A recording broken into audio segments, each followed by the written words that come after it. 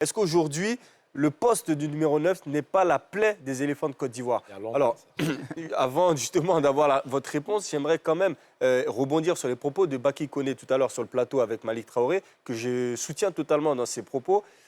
Bayo Fakoun, je tiens à le féliciter pour le match qu'il a fait aujourd'hui, parce que beaucoup de gens, et j'ai été attaquant, et beaucoup de gens regardent les matchs des attaquants juste en regardant les buts et les actions folles qu'ils vont faire.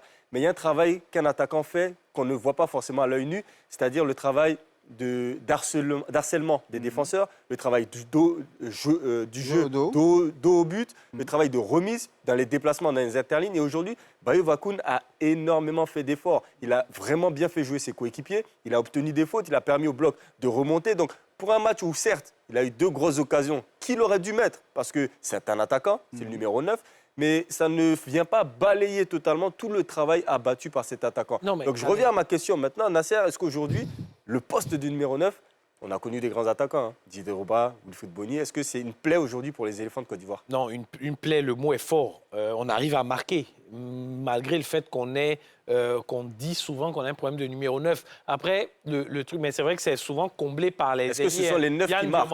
On l'a vu. C'est plutôt les milieux qui marquent. Hein? Oui, sur les derniers matchs, c'est vrai, c'est souvent comblé par les milieux et les attaquants sortants. Milieux côtés. Les ailiers, on l'a vu avec Yann Diomandé face au Kenya. Effectivement. Puis avec Amad Diallo sur le début de cette CAN. Mais moi, je pense que le problème qui manque derrière à l'heure, c'est la confiance de celui qu'on va installer là.